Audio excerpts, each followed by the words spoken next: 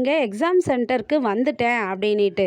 அப்படியா, ரொம்ப சந்தோஷம், நல்லபடியாக எக்ஸாம் எழுதுன்னு சொல்கிறாரு. நான் கொஞ்ச நேரம் பேசலாமான்றாங்க. நான் அப்புறமா பேசுகிறேன்னு சொல்லிட்டு கதிர் ஃபோனை வச்சிடுறாருங்க.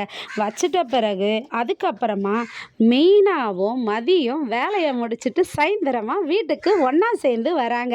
அப்போ கோமதி சொல்கிறாங்க, ஏய் வாங்கப்பா காஃபி குடிக்கிறீங்களான்றாங்க. மலரும் நான் காஃபி போட்டு எடுத்துகிட்டு வரேன்றாங்க. வேண்டாங்க, நீங்கள் சமைச்சு கொடுத்த சாப்பாடு அவ்வளோ சூப்பராக இருந்ததுங்க, எங்கள் ஆஃபீஸில் நான் எல்லாருக்குமே கொடுத்தேங்க அப்படின்னு மீனா சொல்கிறாங்க. ஷேர் பண்ணி சாப்பிட்டேன் அப்படின்ட்டு.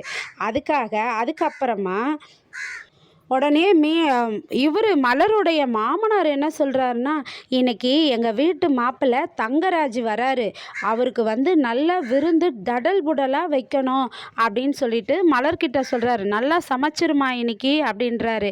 உடனே வந்து மீனா சொல்கிறாங்க, மாப்பிள்ளை முதல் முறை வரும்போது தான் நல்லா விருந்து தடல் புடலாக வைப்பாங்க, நீங்கள் என்ன எப்போ வந்தாலும் வைப்பீங்களா என்ன அப்படின்னு சொல்லி கேட்குறாங்க. அப்போ என்ன சொல்கிறாருன்னா, ஆமாம், எங்கள் மாப்பிள்ளை எப்போ வந்தாலும் நாங்கள் அவருடைய மனசு கோணாமல் நடந்துப்போம், அவர் ஊரில் அவ்வளோ பெரிய மனுஷன், அவரை பேரை கேட்டாவே எல்லாரும் எழுந்து நிற்பாங்க, அதுவும் இல்லாமல் ஊரில் எதனா விசேஷம்னா முதல் பத்திரிக்கை அவருக்கு தான் வைப்பாங்க, அவ்வளோ வந்து நல்ல மனுஷன், அவ்வளோ வசதி உள்ளவர், அதனால் அவருக்கு மனசு கோணாமல் நாங்கள் எப்போவுமே நடந்துப்போம், அவர் பேச்சை தான் கேட்போம் அப்படின்னு சொல்கிறாங்க.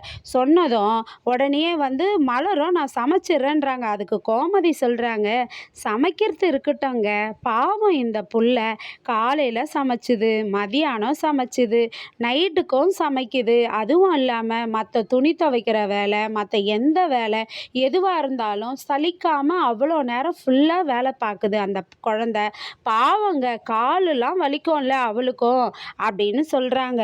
உடனே மலருடைய மாமியாரா, என்ன மதி வந்து பாதி இவளை கெடுத்தா, இப்போ இந்த பொம்பளை வந்து கெடுத்துரும் போல இருக்கே அப்படின்னு நினைக்கிறாங்க. அதுக்கப்புறம் எல்லாருமே சமைக்கலான்ட்டு போகிறாங்கங்க. கோமதி அவங்க மருமகளை கூட்டிக்கிட்டு, வாங்க நம்மளும் சேர்ந்து சமைக்கலான்ட்டு போய் சமைக்க போகிறாங்க. அப்போது மலரையும் மதியம் விட ஆளுக்கு ஒவ்வொரு வேலையாக எடுத்து செய்கிறாங்க. வேண்டாங்க, வீட்டுக்கு வந்திருக்கிற விருந்தாளியை வேலை வாங்கினா நல்லா இருக்குமா அப்படின்னு சொல்லிட்டு மலர் கேட்குறாங்க. அதெல்லாம் ஒன்றும் இல்லைம்மா, நீங்கள் போய் செய்யுங்க, நானும் செய்கிறேன், ஹெல்ப் பண்ணுறோம், என்ன நீ கறி மீன் இவ்வளோலாம் சமைக்கலான்னு பிளானில் வேற இருக்க, அப்போ எவ்வளோ வேலை இருக்குன்னு ஆளுக்கு ஒவ்வொரு வேலையாக செய்கிறாங்க. அப்போ மலர் சொல்கிறாங்க, நான் ஒன்று சொல்லட்டுமா உங்ககிட்ட, நீங்கள் தப்பாக நினச்சிக்க மாட்டீங்களேன்னு கோமதி கிட்ட கேட்குறாங்க. என்னம்மா சொல்லுமா அப்படின்றாங்க.